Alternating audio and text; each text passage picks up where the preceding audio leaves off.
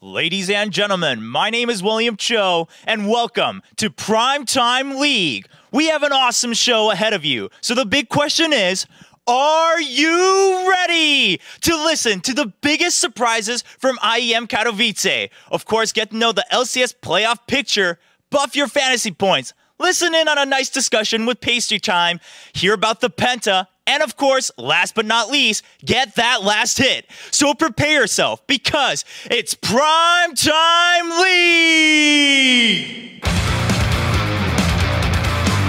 And what an off for Vods, throwing everyone into the wall there. The world's best team is beaten by China's worst. Team Solo Mid and the Intel Extreme Masters World Champions. Hello and welcome to Primetime League, the show that farms your League of Legends pro knowledge to the next level. I am Rivington Beardless III, and dueling with me in this lane is Joshua Jatliesman. I don't know what to say to you, Riv. You have no face anymore. It is completely different. I mean, after most of the leagues and PTL got a week off for IEM, few changes were made, and everyone is back in action, ready for the playoff push. That means we have a lot to cover today. Let's get to it, Riv. Let's get right to it. We're going to go starting things off with the semifinal action from the IEM Championship in Katowice. You were probably watching. First up, the tournament favorites, Korea's undefeated GE Tigers, took on China's last place squad, Team WE. And nearly everyone thought the Tigers would dominate, right? But spoiler alert, this turned into one of the biggest upsets in competitive League of Legends history. I mean, coming into the semifinals, not many people even expected Team WE to make it this far, so it seemed like a formality that the #1 team from the historically dominant region would just crush this game. Early game wasn't that one-sided, but the mid game definitely was. GE Tigers coming in strong under this turret. Things were looking just like another day at work for GE Tigers. The game was quite close throughout, but they had the control. They used the spikes, the double AD comp correctly, and WE couldn't hold in the first game. This game from the GE Tigers was very similar to the way they win in Korea. They controlled the mid game with really good team fighting and vision control, as well as just overall smart play. Smeb taking every bit of damage that he can without dying. Ace under the turret. It looked like GE Tigers in full control. Full control. Just around 40 minutes for the first game, and on to game 2, where everybody pretty much expected the same, but WE was ready to fight back.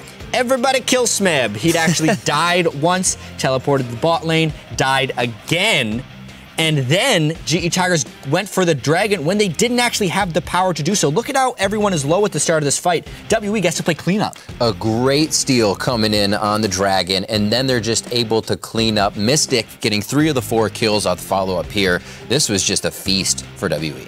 Yeah, Mystic on the Ezreal from the bottom lane, not the mid lane Ezreal that you would normally expect. That's true. But everyone is able to just chase on Aluka's Scion. Absolutely huge. He started that fight, and by God did he end that fight as well, even though Kuro was able to pick up a kill on the backside. Kuro was actually playing that Ezreal last game, so a good takeaway there for WE. Aluka diving through on Scion. Doesn't hit anybody, but GE cannot fight back. Sometimes it's about sending a message. And this message was WE is 15,000 gold ahead and ready to take this one to a game 3. We always say, how much would it hurt to be hit in the face with an amount of gold? With 15,000 15,000 gold would probably sting pretty bad. Yeah, it's going to set you back coming into game 3 as well. I mean, that game 2 was more dominating by WE than GE Tigers game 1 was, which actually sets up kind of a crazy game 3, and GE Tigers does not start off well. And a crazy charm as well to come in there. How did he fit that through everything? I'm not sure. And that actually snowballed the early game to a 6,000 gold lead. GE Tigers trying desperately to contest this dragon. Spirit with a great initiation, great follow-up and choices throughout this fight as the team is scattering. Xie, charming the LeBlanc, the clone. It's okay, though. They still come up big on this fight. One of the reasons this fight was so close is that dragon was beating on WE that entire time, which gave GE Tigers a very small window to try and come back. But Xie versus Kuro, ball beats person. LeBlanc ran right into that Spirit Orb, and that just meant another giant gold lead and another early game top lane turret dive by WE to try and close out this series. Another giant Aluka, if you will, going into the fight, staving off 2 by himself, and WE do the impossible. Yeah, but the way in which they won games 2 and 3 seemed even more improbable because they made GE look like the team that didn't belong there. That's right, but more games at Katowice to highlight. Team Solo Mid versus the Yowie Flash Wolves. another game people thought Team Solo Mid would kind of sweep this one out. Yeah. Most people actually thought Team Solo Mid was going to be in a showdown against SK Gaming. That's true. The game earlier in the morning had Yoey Flash Wolves there, which TSM actually said affected their preparation pretty harshly. They decided to focus Stake in this one and deny him the entire game, but they go a little bit too hard here. A little too hard. 3 kills down, now making it 4 with a cleanup one there. Maybe feeling a little bit pressure to keep going in. I think the story of this game was TSM trying to kill Stake a little bit too much, but not having that successfully keep him down. I mean, look at this. Considering all the focus, the fact that he could almost kill Bjergsen by himself, forces a teleport from Dyrus, a missile over the wall from Wild Turtle there. Guys, it's 30 minutes into the game, you're on the bottom side of the map. You're gonna lose Baron. He would have gotten away if that missile did not hit. Stake doing the old, what you would say, hotshot play on the bottom lane. Just calling all the resources in, the rest of the team gets it. Yep, Santorin tried a desperation dragon steal, but it was 5 dragons against now only 4 people, which meant a Game 1 victory for the #1 team in the LMS, Yoey Flash Wolves. It looked grim. Everybody was thinking, what happened? Is TSM kind of faltering here against international teams once again? But Game 2, Bjergsen, he decided to take things into his own hands. This was such a ridiculous play. He's low. What? Where'd he go? Oh, he's going to be out of range if he goes back, yeah, right? he's going to come back. What? Oh, my. I don't get it. Completely outplaying right there. And games in which Bjergsen gets a solo kill on the enemy mid laner, you're hard-pressed to find that in the TSM loss column. He becomes a global presence immediately. The whole team starts to benefit as soon as he kills his lane once. And then he just roams. You can see the pressure. That game went out pretty quick. 45 minutes, he was 10-2-4. Very tension-filled game because it took 45 minutes for TSM to finish, but they had that gold lead throughout, setting up this Game 3. Well, TSM finding their groove, trying to make quick work of each lane here. Santorin having to play hero there in the top. Pretty tough lane for Dyrus, but Santorin was able to come in again and again at just the right moments here. Gets the Lulu ult, Santorin in the middle of the fight, allowing Bjergsen to roam around the sides of this one. Watches the Blanc play here. So far out, finishes right back in to finish off Stake Scion. And he says, let's keep going. Been making plays all day. We're going to go onto the turret. He missed one there, just a little bit. But it's only the kill. The only kill. I mean, that made it 7 kills to 1. Fast forward, it's 13 kills to 1. That was the only death TSM actually had the entire game, was when Bjergsen went a little bit too far. TSM grew in strength as this series went on. Game 1 they lose, Game 2 is close, Game 3 was a slaughter. Absolutely. So strongly played by Team Solo Mid coming in, even 10 minutes shorter than the previous game, and the entire team playing very good. Dyrus happy to lock in a win for the fans and bring us to our final matchup, Team Solo Mid versus WE. Are we sure this is the final? Where are the Korean teams? I'm not... Is this the wrong tournament, Riv? GE Tigers and CJ Entis. That was supposed to be the finals of this. Not in this one. There were upsets all over the place. Who would have thought? The question was going to be whether WE could continue their run through this tournament. How good was the 11th/12th seed in China coming into IEM Katowice? Well, early on, Bjergsen gets himself in a bit of trouble. Yeah, he tried to continuously go for these solo kills, bring them in from the other game consistently, but he gets himself in a bit of trouble, and Spirit was all over the place causing trouble for Team Solo Mid. Yeah, but TSM, as they always do, sticks around. They're just able to make the gold lead, never get completely out of control, picking up a kill here, a kill there. And Team W was hoping to take the game home, but Shia makes a mistake, gets caught on Ahri. A big mistake. 7,000 gold down. TSM put their foot down, and they hold the base strong here. Something we see quite a bit in the NALCS from them. And something Team Solo Mid noticed about this Team WE team composition was with Ahri as the mid laner, Sion as the top laner, and Ezreal as the AD carry damage threat. If you shut down that Ahri, you shut down the entire team's damage, and it gives TSM freedom to maneuver themselves around this fight because they do not let Shia's Ahri get in there. Not at all. TSM know they have Team WE on the ropes, and they keep pushing back harder and harder. Another good follow-up flash stun from Lustboy just continues this one, and even with the chase ults being down, they still find a way to get back on a few more members. Look at that chase. Dyrus flashing for the max range harpoon. Yep. And TSM comes back, 7,000 gold down. WE was hoping to continue that win lane, win game strategy, but TSM had the game in mind.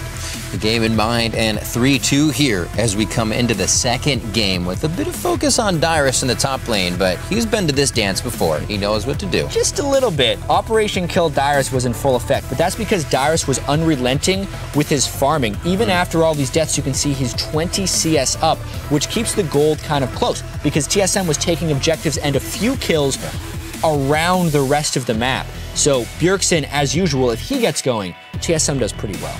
Really great to use Dyrus. He doesn't get down. He knows this show, and they keep playing strong. And here, making a very strong teleport and being the first one to do it, something that's plagued him in the past. Yeah, a rare misplay by Spirit, who had played so immaculately the whole tournament, ulting on the Rek'Sai when they didn't have an immediate numbers advantage, really opens up the collapse. There's no Cataclysm now to stop TSM from running through these jungle corridors, and they just destroy WE in that jungle fight. They somehow lose no one here. 2 for 0, nicely picked up. Blow a few flashes on that one. And when WE thinks they have a pick, the mobility of Team Solo mid, look at them just come from everywhere. They collapse. Yeah. Lustboy from one side, Bjergsen from the other, and Wild Turtle doesn't even die after getting jumped on at the start. A triple kill from Bjergsen pretty much almost always seals the game. 14,000 gold up. They're knocking at the gate of WE's base. A go for broke fight that Team Solo mid welcomes with open arms. They take WE and gladly and clean those few up right past the turret, and this was the story of this game. All those flash forwards, there is no escape for Mystic's Caitlyn right there. Team WE went really all in with that Caitlyn, trying to win all the lanes that game. It didn't work, setting up a game 3. We've seen stranger things, 2-0 turning into a 3-2, but this one, Lustboy with the bait at the start. Stays alive with the chug of the potion, getting the first kill there for Sant Torn, and a bit of an oopsie here, but you can see the lead that TSM had because they still pulled this fight out. Yeah, 28,000 to under 20,000 at the start of this early into the game. Yes, Bjergsen falls, but the rest of TSM was so huge that they end up turning this into a fight win anyways. Dyrus TP's in from the back. This was all but done at this point. TSM just has to wait until they're actually strong enough to take down the Nexus turrets. Note to self, Sweeper doesn't reveal people, I guess. Yes. One last go for broke fight again here from WE, and TSM is able to just assess the fight cleanly and make it work in their favor. Almost 20,000 gold up at this time.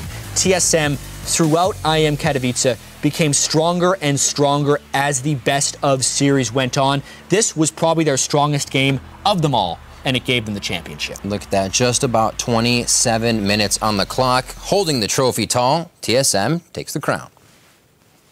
So while we're talking about the IAM champions, let's head across the set where the ultimate hype man and host of the IAM championship is waiting to talk about last weekend's games. What's up, Chobra? Super excited to be here and can't wait to talk about those games from IEM. Yeah, I mean, most importantly, TSM won the finals 3-0. So TSM, best team world? Well, some people might want to say that. I think we do have to hold off on that entire judgment for now, but they definitely came very prepared. I think really what this says is we can't make any assumptions about regional play anymore. We do have to wait until these global tournaments to find out. Yeah, and not to belittle Team WE at all, but they were the ones to defeat the GE Tigers. Nobody expected that. They weren't even the team that won the tournament. And honestly, the big story was the fact the GE Tigers didn't win. What do you think contributed to their collapse in the semifinals? You know, I do think, and I don't mean this as an excuse for the GE Tigers, but I think they came a little bit underprepared. I think they underestimated WE for sure. I mean, TSM didn't expect to play the Yoei Flash Wolves. Probably the same scenario for the GE Tigers. They weren't expecting to play WE, and I think also WE coming in with those subs, they played their part really well, which threw off the GE Tigers, and what shows is that all right, the G Tigers probably need a little bit more practice adapting mid-tournament because for now, they're only playing against the LCK teams and all these players have had experience against the other players in the LCK, so that probably helps them a little bit for now in the Korean region. Yeah, and people always forget the G Tigers just formed as a team at the start of the LCK split, so they're still a young team.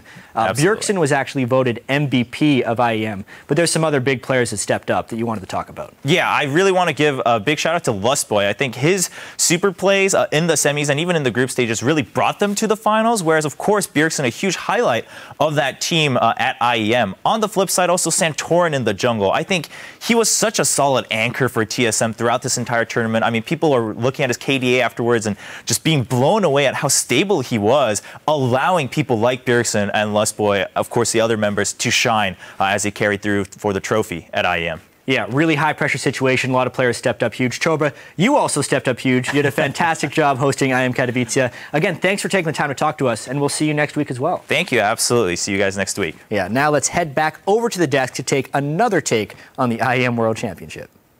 All right, and now I'd like to welcome my main Dane and the man who mentored Bjergsen into the North American IEM champion he is today. How's it going, Deficio?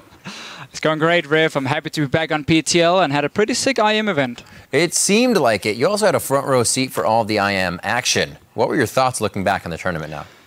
Well, I think it was safe to say it was a tournament of upsets. Nobody could really predict the results, and GE Tigers losing to World Elite is one of the biggest upsets ever. And, well, I guess we can say an even bigger upset is that SK Gambit didn't win everything like everyone expected. But, of course, Team Solomate, they looked great in the final. It was sadly never really close. NA Pride and all that stuff. Well, talking about the European teams, I want to know how you thought they fared. I promise I won't say NA over EU. Well, I mean, SK Gaming and Gambit, their strategies or lack of strategies, I think we can say got fairly easily exploited at Intel Extreme Masters. There's still two fairly new lineups who are still a work in progress, in my opinion. So hopefully this experience here should highlight some of their mistakes and they can now fix them coming into the playoffs here in Europe. They have lost a bit of practice on the patch 5.5 due to IEM, so we have to see how they perform this week when we play on the new patch. All right, and I'd like to give you more time to grieve over Europe's performance at IEM, but we do need to look ahead at the EU LCS playoff picture as we head into the final 2 weeks of the spring split. It's kind of crazy. How do you think things are shaping up? Well, Riff, even with only 4 games remaining for each team, there's still a lot of things that can happen. Right now, SK Gaming, they sit at number 1, and they have a fairly easy schedule, honestly, with teams like Giants and Medium Makers, so they should be able to secure a top 2 spot, unless, of course, they have problems adapting to this new patch. Fnatic and H2K, they're close together, and it will be very interesting to see who can really get this top 2 spot and follow the race between these teams. And of course, despite Gambit's poor performance at IEM, they still have a playoff spot here in Europe, and they only need to win 2 out of 4 games to secure it.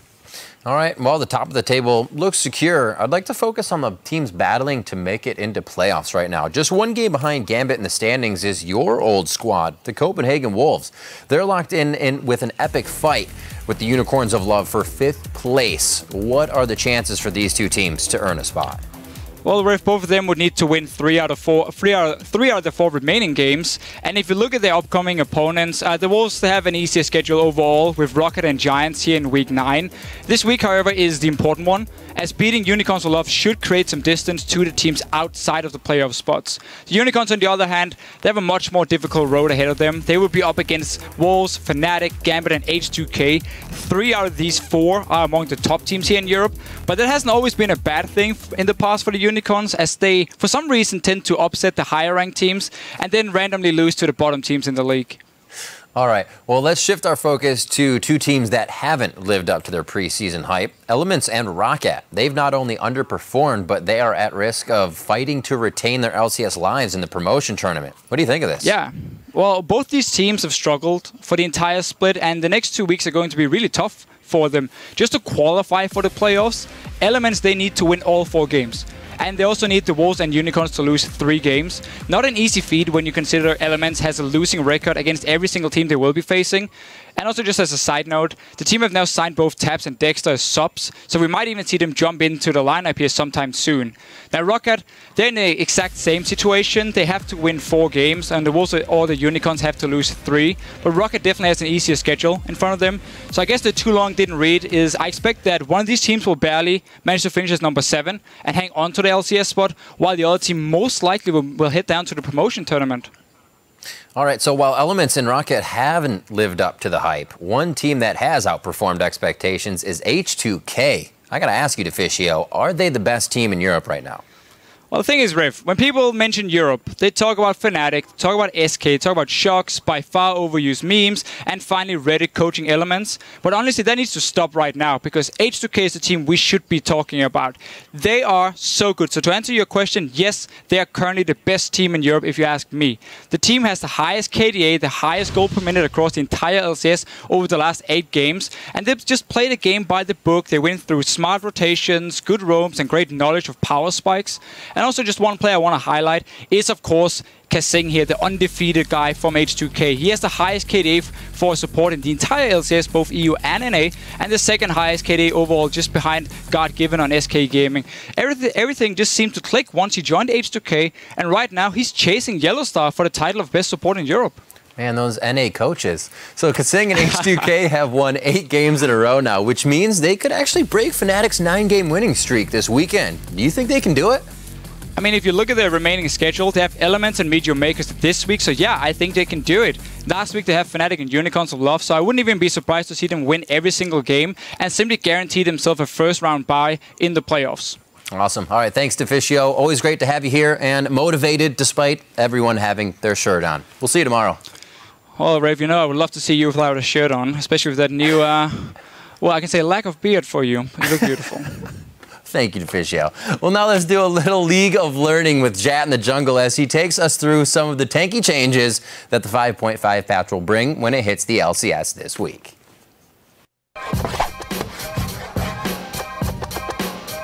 Welcome back to the League of Learning, everyone. Last time we looked at double AD carry compositions, and now with the 5.5 patch entering the LCS, it's time to look at the jungle. There's the current jungle champions and maybe some tank junglers. These are the guys we've seen all year. These are the guys we might be seeing in the future. To understand why we might be seeing them, we kind of have to figure out why the current junglers have been so dominant. Well, generally speaking, they do all the things. Dueling, early ganks, high damage, they have vision control, and they have huge amounts of mobility.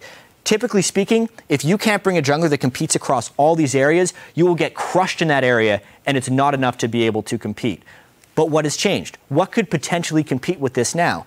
Well, there's some big jungle changes. Cinder Hulk is the biggest of them all. Mini Sunfire Cape and 25% bonus health increase to make them absurdly tanky as well as damaging. To add to the damage, the Gromp buff now scales off of bonus health, which can be 200 or 300 damage from the Gromp buff in the late game, and the early jungle, where tank junglers struggled the most, has been made slightly easier by having less damage coming out of the jungle camps. Razorbeak and Gromp even a little bit have been reduced in damage.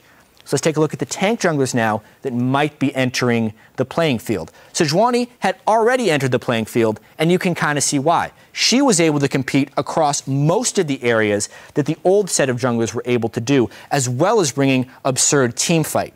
These other guys struggle a bit more in those areas, but because of the incredible bonus health, the extra damage, the Gromp poison, they may be able to compete in the late game. The only thing teams will have to keep in mind if they decide to bring one of these tank junglers is how do they compete and compensate for not working with early ganks, dueling, high damage, vision control, whatever they're lacking, because they're making it up in other areas. I'm really interested to see it.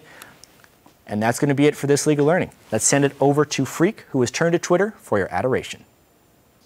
Thank you very much, Jat. Call me Draven, because adoration is basically my passive. Thank you for cashing in and being with so much gold, fans. Anyway, speaking of Twitter, 2 weeks ago we asked you to tweet us and tell us which jungler will master the changes of the 5.4 patch and come away with the highest cumulative KDA. The correct answer was Team Impulse's Rush, who pulled in a 15.5 KDA, making him the king of the jungle that patch and making one of you the newest member of the PTL Hall of Fame. Primetime StatHawk, WLZ, and ZLW guessed Rush and nailed his KDA within 0.5, which beat even my strict requirements. That is pretty impressive after all. And it was impressive enough to put you into the Hall of Fame. We dropped the velvet rope for you. Welcome.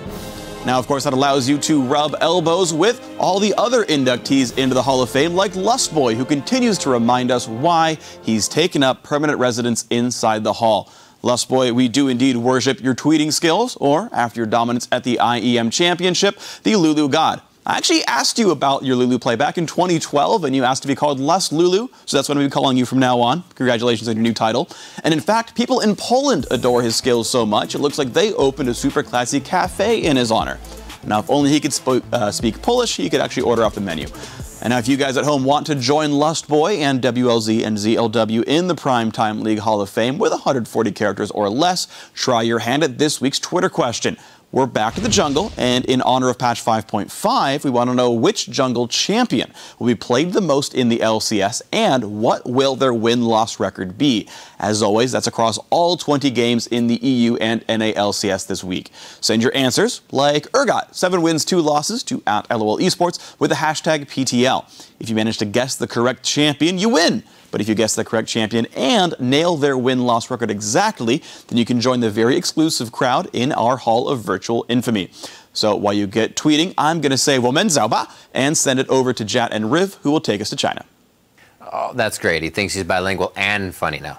Whew. Got him. Damn. But for now, we'll follow his lead, unfortunately, and check out the scene in China's LPL, the only major region who didn't take a week off for IEM. We start our highlights with Name finally making his debut with Starhorn Royal Club as they faced off against Gamti. Yeah, I mean, this was the return of Name, as you say, and it starts off with a death, unfortunately. He was up 16 CS, though, when this happened. Going a little hard, thought they had that level advantage, but the 6 comes in quick for Tail here, and they're able to clean up what they can, but just on the outside. You know who else level 6 came in fast for? Rengar! Insect flies in. This was Starhorn Royal Club keeping Name in the game as they stretched it later and later because he was dying a lot. He was getting hit. They had pretty much a list out, and his name was at the top to get killed over and over again. Fights once again here. Starhorn trying to get back into the game. 45 minutes in was Name's chance. Yeah, he'd farmed up. He had the huge items on Jinx, keeping that rocket for him for the long range, and the tanks, the damage that Starhorn had throughout it, was able to close down. He gets excited. They get a bunch of kills, and they take that game. Just about what they needed to pull themselves back in, and the victory comes in swiftly after that. But game 2 wasn't any different. It was focus Name right off the bat. Yep, the teleport down into his lane. Just get out of his lane. He wants to farm in peace. This time he was down 0 kills to 2 deaths at the start of that one. Really struggling to get back in that laning phase. But you could tell throughout this whole set, Name didn't know how to play League of Legends in the team fights. The mid game was really tricky. They were using quite a bit to get to him still. Oh, yeah. So it definitely gave the team chances to get around, do what they wanted. Familiar face there as well, and godlike. Yeah, Ackerman, as some of the North American fans will know him, but originally godlike. And geez, Name just can't catch a break early on in this game. Yeah, Hui on Jarvan was big. You would think that this game would be over with how much Name is getting crushed down. Nope. But Gamti just couldn't close it out. Name hits his item points, and he just starts killing. They knew what they had to do. They stuck with that. They got to the late game, and Name once again gets excited to help bring the team back in here. Had to be carried a little bit through the early game, but if you do what you need to get the win, I guess that's all that matters. Yeah, I mean, now that he's you can see on the bottom left, all of his items, almost max level as well. No one can get to him with the Janna protection. He is the one who ends up finishing this game for Royal Club. And just brute forcing in the end. Starhorn Royal Club playing the composition to a T, and Name having a pretty good debut after being set back quite hard in the laning phases. Absolutely, Name. He has won 3 LPL splits in a row. Absolutely. Can't take that away from him. It's going to be tricky to do it this time, coming in on a near the bottom place team in Starhorn Royal Club, but he's going to try. That's right. And next up was a battle between 2 of the top teams in the LPL as OMG and Snake went head-to-head in their fight for the playoff positioning at the top of the standings. Who was going to take it? I mean, last time we talked with Pacer Time, we were saying, don't give Baka Xerath. There's a reason for that. Even though OMG started off so well with kills in the top lane right there onto the Leona, it was short-lived because Xerath is in town. Xerath is indeed in town. Uzi and the team trying to get the kills they need. A great heal by Beast there to turn that around as Loveling dives too far. And this is where Baka just starts to charge up. So much lockdown for Kalista and long range. Kalista can't really kite that well if she's not auto-attacking anything. Uzi goes down again to Baka. You just cannot give Baka Xerath. Baka got inside the head of Uzi and the rest of the team here with another snipe. Takes 2 down. Just with 1 hit there, you could not get away from this guy. Absolutely not. Snake taking game 1 very easily, but then Uzi, he meditated or something. He just meditated. Sat there. Management came on stage. He was not enjoying the situation, but he regrouped and he came out with this game in game 2. Yeah, I mean, I said you can't give Baka Xerath. You can't let Uzi focus that well either, because he went off this game. What do you do against a guy when he is as angry and motivated as Uzi? Look at this game. He's everywhere and on the map. It's like he has a TF Ultimate to just be wherever he needs to. 30-13, 18 of those are his. Wait, I'm sorry, 19. It keeps going. And it's a 42-minute matchup. I think they kept that one going long so he could just keep racking. Yeah, I mean, he wanted to keep going. He just probably wanted to kill everybody. 30 kills could have been possible for Uzi in that game if they kept it going. Why wouldn't you want to? And as they head into the final 3 weeks of their spring split, here are the standings in the LPL. Edward Gaming continues to rule the top of the table with a 4-point lead over OMG. And after their series split with OMG, Snake remains in third, with LGG rounding out the top 4. And now for a closer look at China's Premier League, let's bring in the man who calls the LPL action from down under. How's it going, Pastry Time? It's awesome, Riv. How are you? Not doing too bad. First up, we have to talk about who Team WE surprising everybody at IEM. You were just as shocked as us. You know, how do you think they did it? How did they take everyone down? Not everyone. I mean, to be honest, World Elite were actually playing pretty well with their old roster before moving to IEM, but obviously not doing so well. Suddenly, a couple new players, whole new team. So now that they've had that performance at IEM, how do you think they're going to translate that back into the LPL? I think the biggest thing there is that Spirit, who's always been a strong player and looked really good even in China, is just an absolute monster when he's going off. So the rest of his teammates definitely stepping up. Xie looks like a very strong player. Mystic sort of gelling with the team as well. Like, World Elite were already on an upward trend, so it's just a matter of taking the best bits of what they did at IEM, namely Spirit's pressure, and then converting that into more wins for the team, because they've already looked quite good in China. All right, and finally, we saw Name's debut on Starhorn Royal Club. What was your verdict on his play coming out for the first time? Well, everyone sort of wondered, like, which Name would we see? Is he going to be super aggressive? Is he going to play late game? And he was just going back to late game carries, getting 6 items, and killing everyone. Yeah, I mean, also his teammate Godlike or Ackerman, he kind of lived up to his name last week. How big of their success was actually attributed to Godlike as opposed to Name? I think, interestingly, Godlike is capable of much heavier carry performances.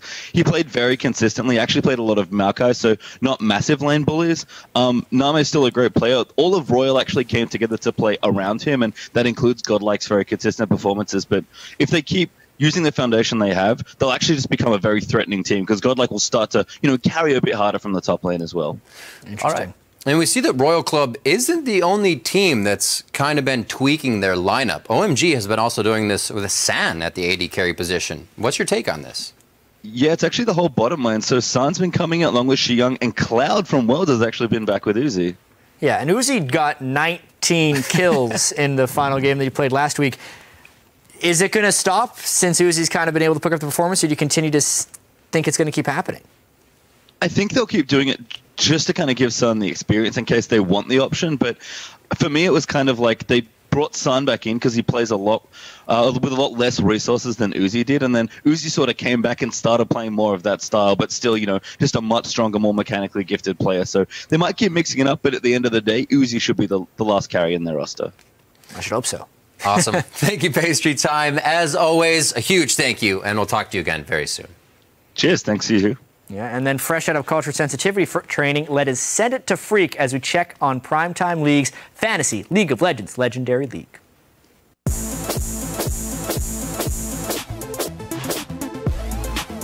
Shisha, everybody. So it turns out that I was continuing to feel generous. It seems like it knows no bounds here last week in the PTL FL4. I handed a victory over to Chris Cluey and his team, Teaming Teemos, because honestly, I could never bring myself to defeat Teemo. He's just too perfect, and you are a beautiful sparkle pony, Chris, so don't forget about this win. You owe me one. Now, with only 2 weeks remaining in this fantasy split, I've set myself up perfectly to come back, tie for first, and then win outright through total fantasy points. Go me! Now, of course, Snoopy did manage to take down Xpeke in the league's last week of competition, and apparently he's now calling himself Maverick, but that's okay. He's used to being a wingman. And son, your ego is writing checks your body can't cash. Now, we asked you guys to tweet in who would win, and 57% of you actually got it wrong and picked Xpeke over Snoopy. I'm ashamed of you guys, but it's okay. I'm expecting you to step up your game this week as I'm the featured matchup taking on Shocks. Now, Europe won the regional vote. I won the pun off versus quick shot, and of course TSM, USA won IEM. This is a no holds barred match to prove once again that NA is greater than EU once and for all. or at least until next week when we do the whole shtick over again. And I hope that I can at least get some credit for allowing both Shocks and Chris to time me in the rankings and bask in my presence. Hope they really enjoy the view as I pull away to victory this week. So tweet #FreakWin to show your support for the winner, or you can waste your time and tweet #ShocksWin, but don't even bother doing that. So while you guys are spamming Twitter with #FreakWin one more time, let's send it over to Jat, who's back to improve your own fantasy game. Freak, aren't you on a 3-game losing streak? All part of the plan, Jat. You can't trash talk people if you're up or down in the fantasy league 3 losses in a row. Just #ShocksWin if you follow trends. And you want to shut that guy up eventually. Oh, well. We got to do Fantasy LCS. Let's take a look at the top performers from the last time we were in. Bjergsen, his first time making it into the top 10 all spring, finally paying off for those guys who picked him early. And then the entire Team Impulse team was in the top 10. Apollo, Rush, the 2 tops on Team Impulse, big-time performers. Of course, we had some duds as well. We have Quas. Everyone was talking about his giant champion pool. Unfortunately, it didn't result in many fantasy points as Team Liquid took a bit of a dive back to earth in that last week of the LCS. Yellowstar and Shook, 2 other players who are superstars in their own right, but underperformers in the fantasy department. We also have yet more alerts. These ones are a little bit strange. Impaler is out. WT Heaven is in, as well as Sheep being out and Quan replacing him. I don't recommend starting these new players to coast, but if you have either Impaler or Sheep still in your lineup, be knowledgeable that they are no longer starting for Team Coast. And then other news, Winter Fox's experiment with Altec as support is over. Altec is back at 80 carry. Glebe is back in the LCS. And these guys actually performed pretty well the last time they were an 80 carry support duo in the LCS, so they might be worth a start in your team. We also have to look at the sleepers, or at this point, just people with good matchups. This one is very matchup based. You look at Team Impulse, they're coming off a huge week. They're playing 2 underperforming teams, Coast and Winter Fox. They should be in for some big points. And H2K, despite that 8-game winning streak, not many people are starting Lulex. Only 18% of you. They play Meet Your Makers and Elements. Based on the standings, should be easy matchups for them. So expect some big points out of Lulex and the rest of H2K. So that does it for me. And while you play with your fantasy lineup and do better than Freak, we'll plug into the pros and listen to the teams. It is time for Mic Check. Boo baboo, Heidi, Heidi, Heidi ho, everybody, let's go! Thanks, fans. Gambit! Nice fans, by the way. Everyone is Huni's fan. Whatever, I'm 90%. Only for Huni. Fnatic is Huni. Fnatic is sponsored by Huni. We should rename the team to Huni instead of Fnatic. Yes. Oh, there's Vods somewhere, I think. Nice. We can try, come. I had a dream I was using Bjergsen's account and he had a page that had 40 magic pen on it. It appears Cop's going with an interesting strategy here. He's drawing Bulldogs. He has brought up paint. What will he do next? He's drawing. It looks like he's making a game plan. Actually, it's just a dog. It's a dog. He is drawing a dog. Everybody restart. Restart? I'm gonna lose my plug drawing. Cabo, let's go with me first, or start on someone. Yeah, give me Lente. What? Dude, I'm not trash. If we 2-0, we go Universal and Disney. What? Oh, I don't like that. You go. You have to go. You have to go. No, I don't like to go too. Impact want to go, we all go. We all go. Yeah, We all go. It is a team. Together. Everybody don't die. Okay. Who died? Who first time. Fogo. Okay. Fogo. Everyone. Okay, 집중. 드래곤 원민해. Just kidding. Go. Dragon.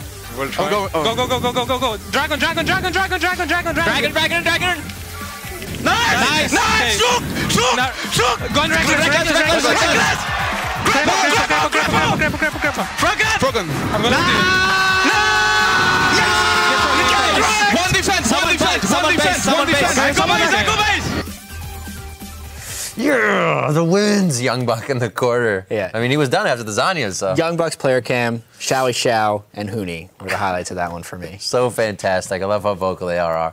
So now it is time for PTL to come full circle and bring things back to the victorious North American shores and the current NALCS standings. TSM, CLG, Cloud9, and Impulse occupy the top 4 spots with 1 game separating each team from the one below. And then there's that 3-way tie in the middle of the table between Team Liquid, Team 8, and Gravity. And with only 4 games remaining, the fight for the final 2 playoff spots should be a fun one to watch. That's right. And out of those 3 teams, which do you think have the best chance at earning places in the postseason? Yeah, I mean, it's really hard to say, but I want to look at the upcoming schedules here for these teams. Team Liquid definitely has the best lineup, despite a 1-3 record against those teams. It's a little bit odd here. They'll be facing Coast, Winter Fox, and Dignitas, which you would think would lead to some victories despite that 1-3 record. You look at Team 8, they have a slightly tougher schedule. They face Cloud9 and CLG, to name a few. But Team 8 also face Winter Fox, which should be a win for them if you look at the current standings. While Gravity seems to be in a good spot record-wise against the teams they face, if you look at their upcoming games, it may paint a different picture. They face Cloud9 and TSM, both of which should be very difficult matches. It may come down to their final match, which will be against Team 8 to decide that final spot. All right, so let's climb back to the top of the table where TSM and CLG are both in control of their own destiny right now. TSM is guaranteed a playoff spot and are closing in on a first-round bye. CLG, on the other hand, they need 2 wins out of the next 4 games in order to guarantee a playoff appearance. Yeah, and looking ahead at their opponents, TSM actually has a 4-0 record over the teams they will be facing. If they can beat CLG or Cloud9, they should lock up at least a top 2 finish, but it is still possible that they could fall to 3rd if they lose both of those games, which you would say would be almost as likely as Team WE beating the GE Tigers. But it could happen. CLG, on the other hand, has a 3-1 record against the teams they will face, with their only loss coming to TSM in their previous matchups. In addition to TSM, they face a recently surging Team Impulse and a Team 8 in their final 4 games. So CLG will need to return to their early split form if they want to remain in that top 2 spot and get themselves a first-round bye. Let's see if they can do it. That brings us to our BF game of the week. It's going to be a rematch between first-place Team Solo Mid and second-place Counter Logic Gaming. Yep, TSM and CLG met previously back in Week 4, which was definitely our BF game of the week then. It was the most hyped LCS game of the year, and it definitely lived up and, dare say, exceeded expectations. With their owner's hair on the line, Team Solomid came back from 4 dragons down and thousands of gold behind in one of the most exciting games in NALCS history. That's some pretty crazy stuff. Bjergsen in Week 4, MVP Wild Turtle led the comeback with some incredible plays and will look to repeat that performance this Sunday when Team Solomid and CLG face off with first place on the line. And the coaches can breathe a little bit easier knowing that they won't be seeing a repeat of this PTL pink hair highlight. If you would like to remove the towel, you can do so now. I would love to. Oh, man. Oh, yeah! Yes! Right. Take a deep breath. Are you ready? No. No! What? No! It's a perfect vibe. Wow. I don't know, should we up the stakes and put the team hair on the line now? You're just talking crazy, Riv. That is just too much pressure. All right, so let's bring it down. It's time for last week's Edge of Your Seat plays, or as Pink Shot now calls it, the Pinkta. Punching in at number 5, Dyrus smashes Shie's dreams as he denies the Ariel. Dyrus is still at the back of this dragon pit. Who are they going to go for? That was smart from Dyrus, keeping Shie away from that one. Bjergsen will come in. These Zonyas will be used for Shie, but that will only delay the inevitable for him. Unreal. At number 4, Lustboy polymorphs Wild Turtle's death into a double kill. Gifted over, and that bottom lane is dangerous. Wild Turtle will come through, an instant wild growth from Lustboy, but is it enough to save him? It's not now as the binding goes down, but Mystic will actually die here. Lustboy able to turn that one on its head and may just have the damage to finish off Morgana as well. Can he pull this one off? Chasing in as far as he possibly can. Ooh, and gets the finish, and that'll be a double down bottom for Lustboy. And hopping in at number 3, it's Gnar going balls to the wall with a 4-man ultimate. Counter engage from Yoi Flash Wolves high. Zonia's Maple still with the kill. And what an ult for balls, throwing everyone into the wall there. Nice juicy wall right there. Flash smacked him into it, and that's how you win a team fight. At number 2, Zatai was a fish out of water as he faced Let Me's Maokai. Right now, but there are some variants. I mean, it's Zatai, let's be real. He can do just about anything in the top lane at this point. Good twisted advance there from Lemmy to avoid some of the damage, but that auto from the W doing a lot of work, even against the passive, but Lemmy trading back and forth well. The minion's doing a little too much damage. Zatai gonna move and gets the flash. Last auto, no! Lemmy just wrecks him with the Q auto. Awesome stuff. And our number 1 play this week was Pawn with the jukes. He's dead. Pawn now trying to dance around this fight. There's a flash ball breaker, but doesn't find it. Beautiful plays coming through from Pawn as he's dancing around. Does land the chain here as well. Blade Surge not going to be available as another distortion gets him over the wall. Pawn doesn't actually opt to go back towards that distortion as now is going to have that Mimic available. Does distort around, kills PYL and saves his own life as the ball breaker comes through. Oh my goodness, Pawn is ridiculous on this champion. Incredible number 1 rude play. in every conceivable way. He knew exactly what he was doing. Remember that anytime you see a pro play worthy of being on Primetime League, you can send it to us. Yeah, just tweet it over to @LOL Esports along with the hashtag #ThePenta, and it may be added to the mix. That's right, and you can catch the North American LCS live with fellow fans by joining one of the upcoming bi-coastal viewing parties. Los Angeles and New York City will play host to events this weekend, and for more information, how to find or host your own viewing party, head over to lolesports.com/BP. And that wraps up the viewing party that we like to call Primetime League. Woo! Just about though, Rib. Thanks to our intrepid investigators here at PTL, we learned how Team Solomid celebrated their victory after the IEM Championship, and we'd like to share it with you in our last hit. Team Solomid and the Intel